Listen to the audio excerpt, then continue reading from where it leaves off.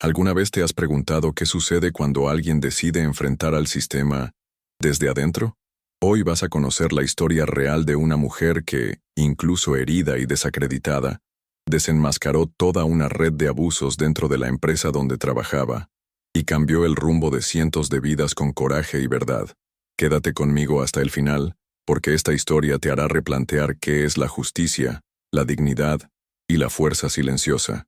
Ya deja tu like, suscríbete al canal y activa la campanita, porque aquí vas a escuchar historias poderosas que inspiran, emocionan y te hacen ver el mundo con otros ojos. Esa sofocante mañana de jueves, Camila llegó al taller 15 minutos antes de la hora, como siempre hacía. Era el único momento en que podía respirar hondo antes de que comenzara el ajetreo, antes de los gritos del gerente, de las miradas torcidas y de las herramientas improvisadas. El uniforme, lavado la noche anterior, ya tenía la manga manchada de grasa antes de las 8. Se acomodó los guantes rotos, los únicos que tenía, y trató de ocultar el vendaje improvisado en la palma de la mano, donde un corte mal curado aún palpitaba. La lesión era de la semana pasada, cuando el destornillador resbaló porque el mango estaba agrietado. No dijo nada. Si se quejaba ya sabía lo que pasaría. Pondrían a otro en su lugar, como si fuera fácil. En el fondo, ella ya había entendido que ahí, un inmigrante que se quejaba no duraba.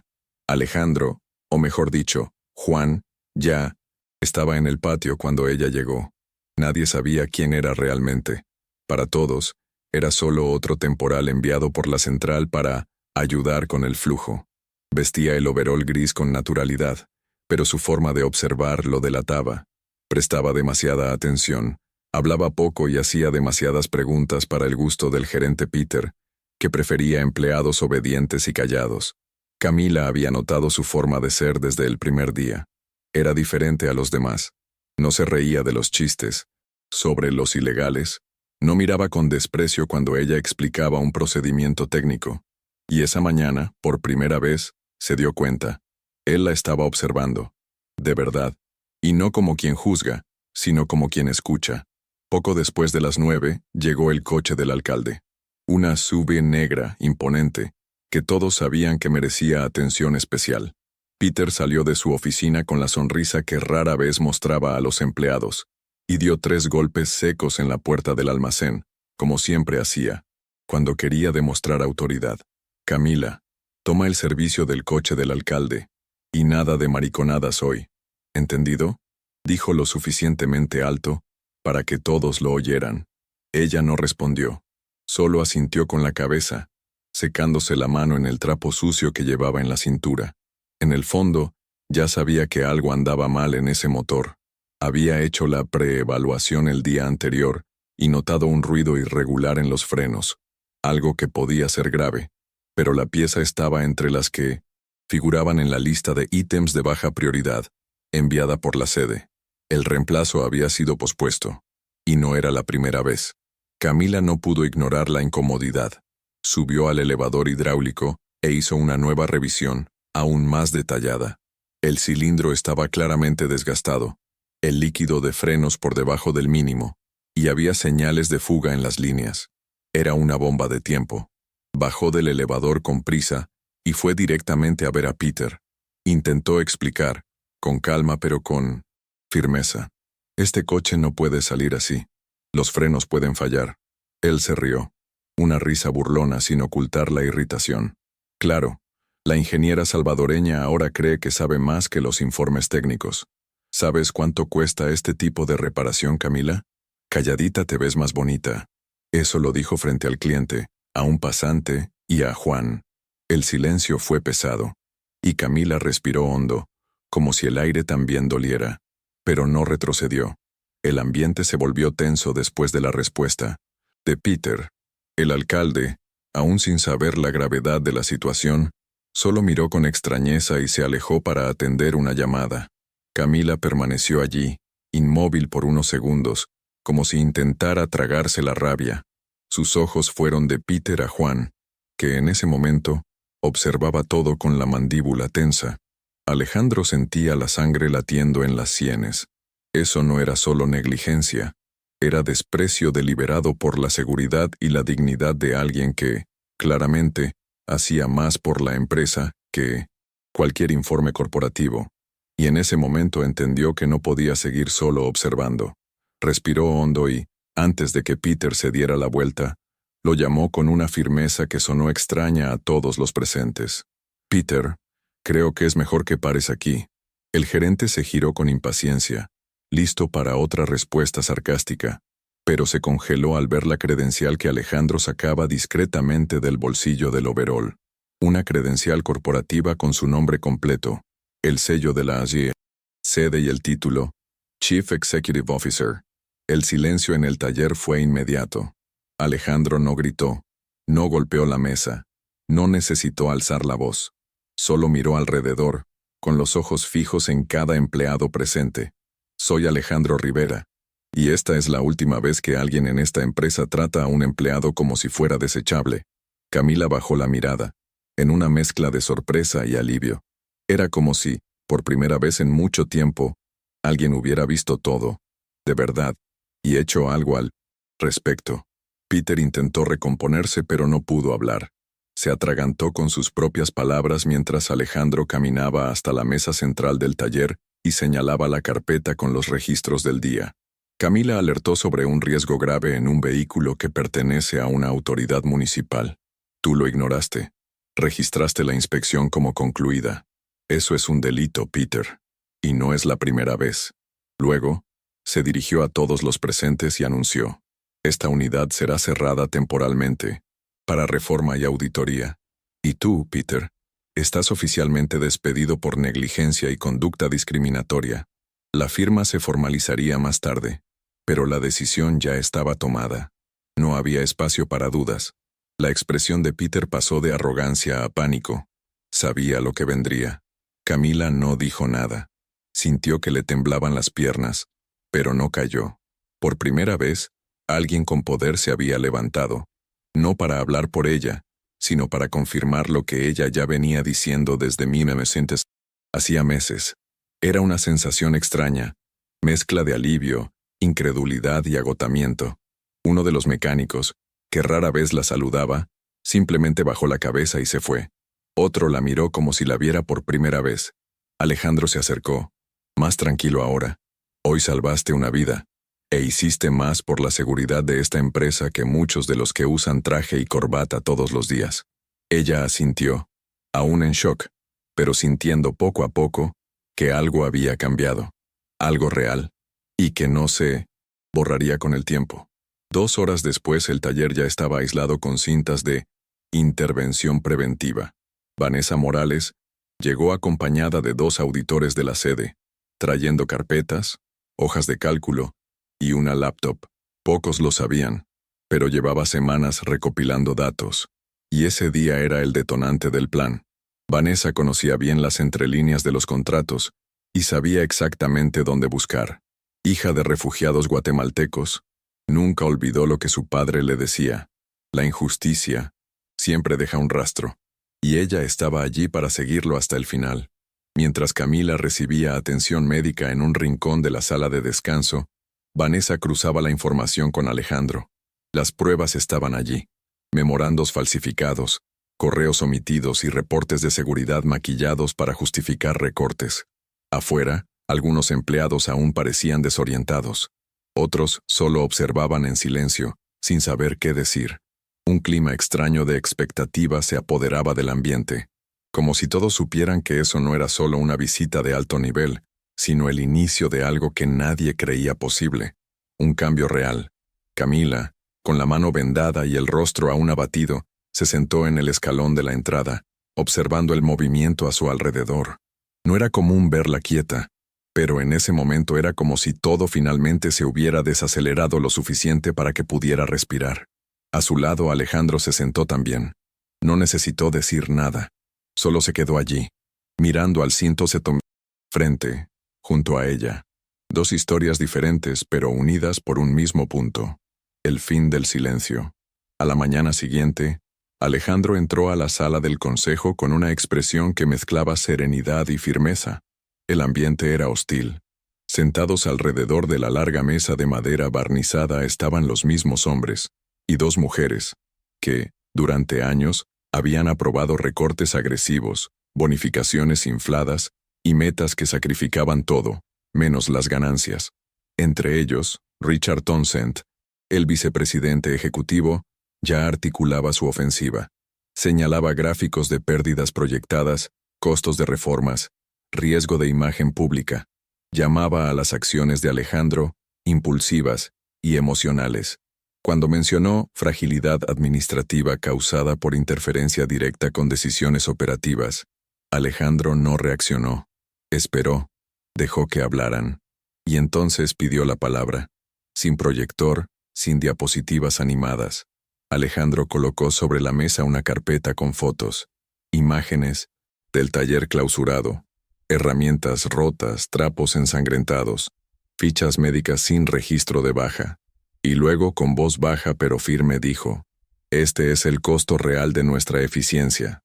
Poco a poco, reveló los documentos manipulados, los memorandos firmados por Richard, los presupuestos maquillados. Después, dio vuelta a una página y mostró la foto de su propio padre, con la mano endurecida por el tiempo, sosteniendo una llave inglesa frente al primer local de Rivera Tech. «Fue por él que...» comencé. «Pero fue por ella que tuve que despertar», señaló al fondo de la sala. Camila, con el uniforme limpio y el brazo vendado, caminaba en silencio hasta el frente, y entonces pidió hablar. Camila no llevaba tacones, ni blazer. Usaba los mismos tenis gastados de siempre, el cabello recogido en un moño sencillo, y la voz un poco temblorosa al principio. Pero nadie desvió la mirada mientras hablaba. «Me llamo Camila Reyes, soy mecánica, y madre de 2 hijos». Por un momento, hizo una pausa. Respiró hondo. «Mi esposo fue deportado hace 3 años. Desde entonces, soy el único sustento en casa. Trabajo con herramientas que deberían estar en la basura. He recibido descargas eléctricas. Me he cortado. Me he desmayado por el calor. Pero nunca me detuve. Porque detenerse, para nosotras, es quedarse sin leche en casa». Y cada vez que hablaba, era como si estuviera exagerando, como si el problema fuera mi forma de hablar, mi nombre, mi historia. La sala, que antes parecía impaciente, ahora estaba inmóvil. Entonces levantó el brazo izquierdo, aún con parte de la gasa cubriendo la cicatriz entre los dedos. Esta herida fue ignorada en un informe que decía «error humano». Yo estaba alertando sobre un riesgo que podía matar a alguien, y me ridiculizaron frente al cliente. Se giró hacia Richard sin necesidad de levantar la voz. «Ustedes lucran con nuestro silencio, con nuestro dolor invisible». Y luego volvió su mirada hacia Alejandro. Pero ayer, por primera vez, alguien escuchó. El silencio se prolongó, denso. Ningún gráfico, ningún argumento técnico podía competir con eso. Era la realidad cruda de una empresa que se había olvidado de dónde venía y de quién la sostenía por dentro, con el cuerpo, el sudor y la paciencia. Cuando Camila regresó a su asiento, algunos miembros del consejo aún intentaban mantener una postura neutral, como si solo estuvieran analizando números, pero estaba claro que algo había cambiado. Alejandro pidió la votación. La propuesta era simple: mantener las reformas, ampliar las auditorías internas y destituir a Richard Townsend por mala conducta y manipulación deliberada de informes. Hubo 8 votos a favor, 3 en contra y 1 abstención. Alejandro permanecía en el cargo. Richard se levantó de la silla sin mirar a nadie, tomó su carpeta y salió de la sala como quien carga con el peso de un imperio desmoronado. Allí, sin alarde, comenzaba el proceso de reconstruir Rivera Tech sobre nuevas bases, más humanas, más justas, y como lo probarían los datos poco después, también más rentables. La primera unidad reformada reabrió con nuevos equipos, EPP completos y capacitación técnica obligatoria. El impacto fue inmediato: reducción de accidentes, aumento de productividad y satisfacción de los empleados. Alejandro se aseguró de visitar el taller personalmente, no como CEO, sino como alguien que quería entender lo que era estar allí, de verdad. Ya no usaba el overol de disfraz, pero escuchaba con la misma atención. Y donde antes, Había desconfianza. Ahora empezaba a surgir respeto. El cambio no era solo estructural, era cultural, y en gran parte tenía nombre y apellido. Camila Reyes, ahora nombrada directora ejecutiva del nuevo Departamento de Seguridad y Cumplimiento, con autonomía para fiscalizar, auditar y, si fuera necesario, cerrar cualquier unidad que pusiera en riesgo a sus trabajadores. Meses después, se inauguró un nuevo galpón en el sur de California, lejos de los reflectores de las sedes corporativas, pero cargado de significado. El letrero sobre la entrada decía, Centro Técnico Juan Reyes, un tributo al padre de Camila, que había perdido su pequeño taller debido a la expansión depredadora de redes más grandes, incluida, algún día, la propia Riberatec. El lugar ofrecería formación técnica gratuita a jóvenes latinos interesados en mecánica, con clases prácticas, orientación jurídica y talleres de ciudadanía. Durante el discurso de inauguración, Alejandro habló poco. Prefirió dejar que la historia hablara por sí sola. No estamos aquí para compensar el pasado. Estamos aquí para garantizar que no se repita. Aplaudido sin formalidad, como quien entiende que la reparación es más fuerte cuando se hace en silencio. Camila cortó la cinta junto a sus hijos, un niño de 12 y una niña de 15. Ambos estaban entre los primeros becados del proyecto. Ella no lloró, pero sus ojos parecían cargar todo lo que quedó por dentro durante los años de humillación callada. Cuando los periodistas se acercaron, fue su hija quien habló primero. Mi mamá me enseñó que aunque el mundo quiera quebrarte, tú puedes construir algo con cada pedazo. La frase, dicha con naturalidad, se volvió viral horas después. No solo era bonita, era verdadera, y decía más sobre esa mujer que cualquier informe de desempeño. Allí, entre paredes recién pintadas y mesas llenas de herramientas nuevas, nacía un nuevo capítulo, no solo para Camila, sino para todos los que, como ella, ya habían aprendido a arreglar el mundo, incluso con las manos heridas. Con el paso de los meses, los informes comenzaron a mostrar lo que Alejandro ya intuía. Las ganancias volvieron a crecer, y con más consistencia que antes. Los talleres reformados presentaban menor rotación, menos bajas laborales y mayor fidelidad de los clientes. El feedback venía de todas partes.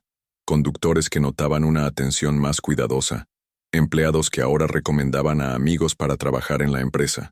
Pero lo que más llamaba la atención eran los números de productividad. Las personas tratadas con respeto trabajan mejor. Ya no era solo un argumento ético, era un dato concreto. Vanessa, al presentar el balance semestral, sonrió al decir, por primera vez, la cultura se volvió patrimonio. Camila seguía llegando temprano como siempre, pero ahora era ella quien inspeccionaba las condiciones de las herramientas, los plazos de mantenimiento y las capacitaciones aplicadas en cada unidad, no con arrogancia, sino con autoridad. Algunos aún la miraban con desconfianza al principio, especialmente los que venían de unidades antiguas, pero bastaba una conversación, una visita atenta, para que la imagen de la latina por cuota fuera completamente sustituida por otra, la de alguien que sabía lo que estaba haciendo, y por qué. Alejandro, por su parte, evitaba los discursos, prefería escuchar, y cuando recibía los informes mensuales con los nuevos récords de satisfacción, productividad y ganancias, solo sonreía. Sabía que allí no había milagros, había justicia, construida pieza por pieza, como un motor nuevo hecho con cuidado. Con el nuevo cargo, Camila comenzó a visitar talleres en diferentes estados. Conocía los problemas incluso antes de ver los papeles. Sabía que las fallas más graves no estaban en los informes, sino en las entrelíneas del miedo, herramientas escondidas, improvisaciones mal explicadas, silencios demasiado largos en las respuestas. Allí era donde se encontraba a sí misma, años atrás. En cada mecánico que dudaba antes de hablar, en cada empleada que evitaba el contacto visual con el gerente. Y poco a poco, mostraba que ahora había un canal directo, un correo que ella misma leía, una línea de denuncias que ya no caía en el limbo. No prometía milagros, pero prometía escucha. Y eso, para quien vive al margen, ya es mucho. Alejandro, por otro lado, Continuó con la misma rutina discreta. Volvió a visitar talleres aleatoriamente, sin avisar, no para castigar, sino para entender. Comenzó a dejar cartas escritas a mano para los empleados que se destacaban, pequeños mensajes, simples, pero sinceros. Un día, en un galpón en Phoenix, un mecánico dejó de hacer lo que estaba haciendo para decirle: «Mi papá trabajaba aquí. Murió sin saber quién era el CEO. Nunca imaginé que eso un día cambiaría». Alejandro solo agradeció. No necesitaba reconocimiento público. Para él, bastaba saber que la empresa que heredó ya no era la misma, que casi traicionó sus propios valores. Era, al fin, una empresa donde su padre estaría orgulloso de trabajar. En una de las capacitaciones promovidas por el Centro Técnico Juan Reyes, una joven llamada Teresa, de 19 años, contó que siempre tuvo miedo de trabajar en un taller por ser mujer e inmigrante. Dijo que veía la historia de Camila como una especie de mapa, no de éxito, sino de resistencia. «Ahora sé que puedo aprender sin tener que tragarlo todo en silencio», dijo en voz baja, mientras ajustaba la cofia del uniforme. Camila la escuchó desde lejos, sin interrumpir. No necesitaba homenajes. Bastaba con saber que otras mujeres estaban entrando allí no para sobrevivir, sino para ocupar espacio. Y lo ocupaban, con guantes nuevos, herramientas limpias y la cabeza en alto. Otros mecánicos, hombres mayores, inicialmente dudaron de los cambios. Les parecía exagerado, burocracia, cosas de gente que nunca se había ensuciado las manos con grasa. Pero con el tiempo, comenzaron a entender que no era delicadeza usar guantes, sin agujeros, que no era capricho tener capacitación en primeros auxilios, y que escuchar a una mujer explicar la regulación de un motor no disminuía a nadie. Muchos de ellos nunca habían hablado con alguien de la directiva. Ahora, veían a Camila por los pasillos y sabían que podían conversar. No era solo una nueva jefa, era una forma diferente de liderar. Y poco a poco, lo que antes era resistencia se convirtió en respeto, porque allí, por primera vez, la fuerza no venía del grito, venía de la escucha. Camila aún llevaba las marcas físicas del pasado. Las cicatrices en la mano no desaparecieron, pero ya no dolían, al menos no como antes. Lo que más cambió, sin embargo, fue la forma en que se miraba al espejo. Antes, veía a alguien cansada, que tenía que demostrarse todo el tiempo, como si siempre debiera algo. Ahora, veía a una mujer que construyó su lugar sin pedir permiso, que no fue elegida para estar allí, pero permaneció porque nadie más podría hacer lo que ella hizo. A veces, cuando llegaba a casa y veía a sus hijos estudiando, pensaba en cuánto la vida seguía siendo difícil, pero también pensaba que, por más dura que fuera, ahora caminaba con sus propias piernas, y con las manos limpias, aunque marcadas. Alejandro volvió a visitar el viejo galpón donde su padre comenzó todo, en un barrio ya casi olvidado del sur de Texas. El edificio estaba abandonado, cubierto de maleza y con paredes agrietadas. Aún así, entró, caminó despacio entre las sombras, y se apoyó en la mesa de madera gastada donde su padre pasaba horas montando motores con paciencia. Se quedó allí unos minutos en silencio. No necesitó decir nada. Solo dejó uno de los mensajes que solía escribir, doblado con cuidado y sujeto con un tornillo viejo en el marco de la puerta. No lo olvidamos. Solo estábamos perdidos. Hemos vuelto. Y salió sin mirar atrás. No como quien se despide, sino como quien finalmente entiende de dónde vino y lo que aún necesita hacer. Al final de ese año, Rivera Tech fue citada en un informe independiente como uno de los ejemplos más sólidos de reformulación ética en empresas del sector automotriz. Pero para Alejandro, el reconocimiento que más importaba no llegó en forma de premio. Llegó en un mensaje que recibió, sin firma, dejado por un empleado de una de las unidades reformadas. Decía así: «Antes solo venía a fichar, ahora vengo a construir». Guardó ese papel en el cajón de su oficina, entre contratos y documentos de expansión. Siempre que alguien le preguntaba sobre las metas para el futuro, respondía con tranquilidad: «Vamos por buen camino. Lo demás es mantener el motor limpio y en marcha». Camila siguió trabajando, viajando, entrenando, formando personas. No se volvió celebridad ni fue portada de revista, pero su nombre circulaba por los talleres como referencia, no de heroína, sino de alguien que hizo lo que debía hacer, incluso cuando todo decía que debía callar. A veces, volvía a ese primer taller donde todo había ocurrido. Saludaba a los nuevos empleados, ahora con EPP completos, herramientas al día y contrato transparente. Y antes de salir, pasaba la mano por la mesa donde todo empezó. Respiraba hondo, como quien revisita un lugar que ya no duele, y sonreía, sin prisa, con la firmeza de quien sabe, lo que se construye con verdad, nadie lo derrumba.